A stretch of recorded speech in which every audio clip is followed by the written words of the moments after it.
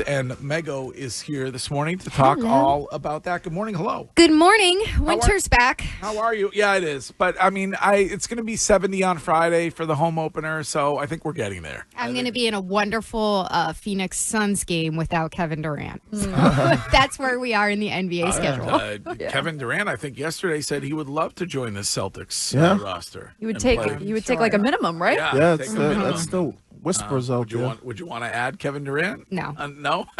No? You're not interested? No. Yeah. Maybe even 3 or 4 years ago, but I like the Celtics team as it is, and I would like it not to change. Okay. Oh, it looks like it potentially could be changing. I know. You got about another year, well, maybe. look, if we're talking about wishful thinking and idea land, then fantasy land, then I would say, don't change the roster. Well, and the best part about this roster is that Joe Mazzulla is keeping everybody engaged as you get to this point. He was coach of the month for the East. So you look at Joe Mazzulla, how much credit do you give him for keeping everybody in it?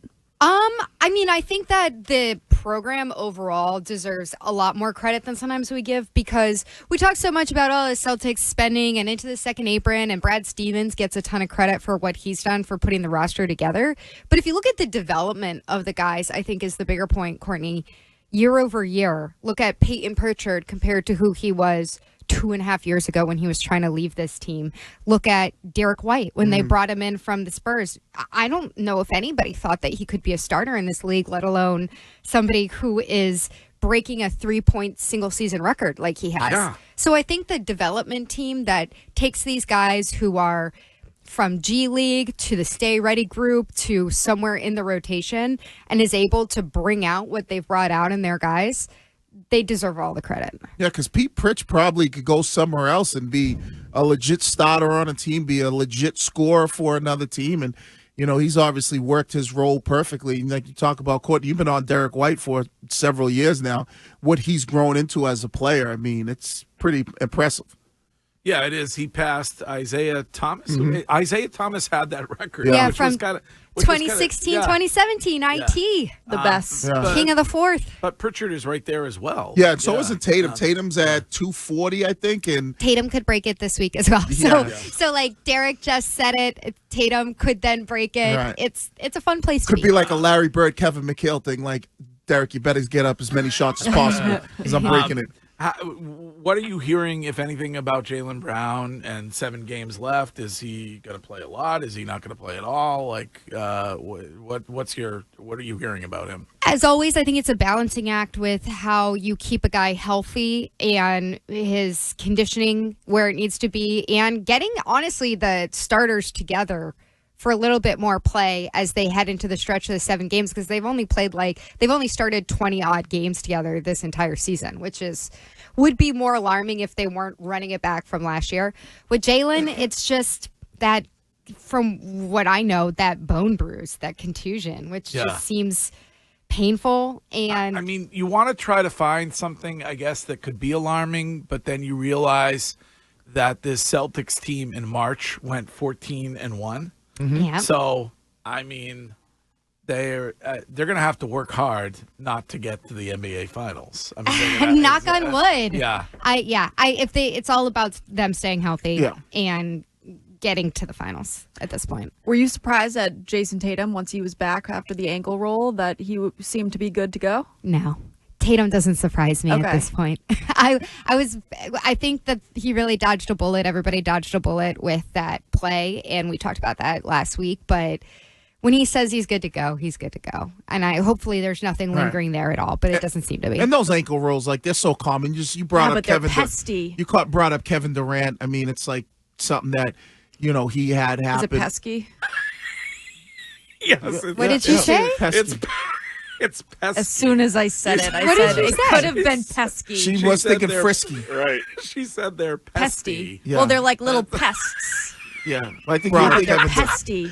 I like when we get an insight into how your brain works. So the word you feel comes from pest. Yes. And then therefore it's pesty. Yeah. Right. But were you thinking frisky, though? No, I was thinking pesky, I think. Okay. Right. But pesky doesn't sound right either. It is. Oh.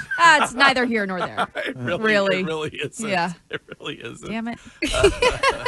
Don't worry, that one's not going to haunt you. No. So when you think about, I guess, Mego, we're kind of going to fast forward to the playoffs. Yes, please. Yeah. Oh God, it's so awful. Is this the worst part of the season for you? Yeah, I would Yeah. love to see some way that the league could figure this out to make this last stretch a little bit more meaningful. What do you with want a to team? play like an end of the season play-in tournament? No, What? but with a team this good, I don't know. Maybe there's something that they can do with tiers of teams because then you've got other teams who are clearly tanking. 65 games. Too many games. But Wiki, they're never going to cut games because they're going to lose so much money. But I think It's the That same was thing in Wiggy's every lead sport. the other day. What did you? How many games? I think 65 games, 68 games per, because the last 15. Well, it needs to be even. Okay, so let's call it 68 because the I guess last. the NFL's 17. So Yeah, what the hell do I know? the last 15 games of the regular season are just like, this is a waste of time, right? So when you start to look at the last 15 games of the regular NBA season, it's really a waste of time. Even with some of those teams that are like fighting for that play-in round, it's like, what are we doing here? And I would love push the start of the season a little bit further back, and then you could still have this thing where you could still, and then set the limit. I know it's at 65 for the awards. If you had a 68 game regular season, set it at 60 for the awards. Hey, Meg- let's work for me. Mego, So I- I would be for it. I just don't think they'll do it. You are well connected with the Celtics. You're a great reporter. You're over there doing some where's videos this for them. going? So I have a question. No, nothing bad. What is the feeling about how things may change? Is there like trepidation? Is there confidence that things are going to remain the same when it comes to the eventual changing of the guard as the primary owner of the Celtics? I think it's still so early to know because they still haven't put forward with all the governors the approval of this new ownership. And I don't think that that's going to happen until after the finals are over. I don't think there's going to be any kind of an official voting announcement until that period because the league doesn't want to take anything away from the attention of the playoffs and the finals. I think it was very telling what Wick said with you guys, talking about every team is looking to be in that window for 2 years, or not the window, but in the second apron for 2 years. I'm not a fan of the new CBA second apron, all of that. I think wanting parity in the league is not a good thing, actually. I don't like, and I'm not just saying that as somebody who works with and covers the Celtics. I don't think that it's good for any league to have a completely different set of teams in the championship game every single year. It's been great it's been great for the NFL.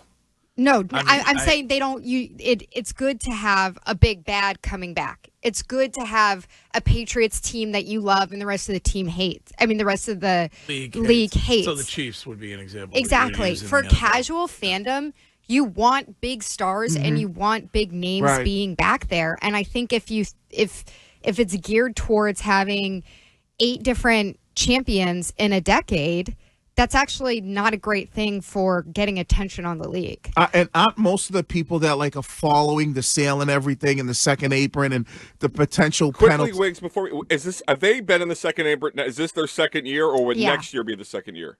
I believe this is the second year. So he's saying that they're going to make I may changes. not be exactly on that, though. So Yes. if we take him at his word, the team will not be the same with stars next Yeah, year. or he said they're either gonna make changes or be penalized, basketball wise for not making the No, but he changes. said no team would do it. So Right. obviously that means his team won't Yeah. do it. Right. So they'd have to Yeah. make changes. Well, and that's what I was getting ready to ask you. Doesn't it look like the future, and when I say the future, the next year and a half, is that we're going to see a completely different Celtics team because of the penalties that the new owner is But I going don't to. know if it has to be completely different. Like you say goodbye to somebody like Drew Holiday, and then you were talking about Peyton Pritchard. You But have that's not going to somebody- be enough, though. You have somebody who's going to step up. Yeah, but I Kristaps. don't think that's going to be enough. And maybe- Porzingis is. maybe the unicorn ends up being gone, and Well, you're gonna have to either, because he's only got one more year left, so you're gonna have to. bring Al Horford back for another 5 years. But honestly, would you guys rather have Jaylen and Jason or no Jaylen and Porzingis, Drew Holiday, and Pritchard? Jaylen and Jason 1000%.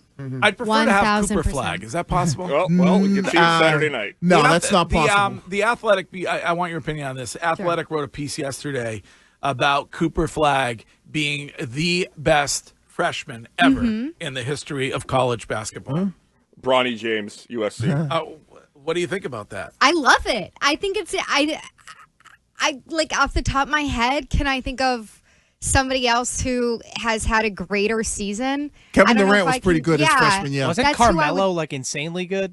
That's who I would think, Yes. but like stat for stat, I'm not sure about the comparison. I'm not that deep into the NCAA at this point, but like For me, it's God Sham God. At I love that he's from Maine. Like if the's some way that they could work him He to the needs to- Celtics he when needs he's to in be a free Celtic. agency one day. He needs one to be day. a Celtic. One That'll day. never happen. Ever. That could happen. That'll never happen. Did you see the way you just watched the other night? The way Red was able to manipulate things and get Len Bias and get that number 2 pick after winning championship after championship after championship. Well, unless Brad can pull a rabbit out the hat and get the number 1 overall pick, It's not happening. yeah, and then you gotta hope that he maybe at one point in time on his second go around or second contract decides, you know what, I'll take less money to go play for Boston when he has the ability to potentially become a free agent. If you're going to trade Jaylen Brown, you could trade Jaylen Brown for that number 1 pick.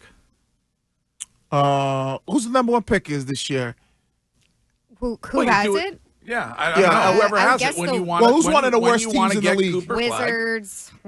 Yeah, well, it'd have to be this year, Greg. So you'd have to trade Jaylen Brown this upcoming offseason at the draft potentially to be one of those teams to get the lottery pick. So you have to do that. Yeah.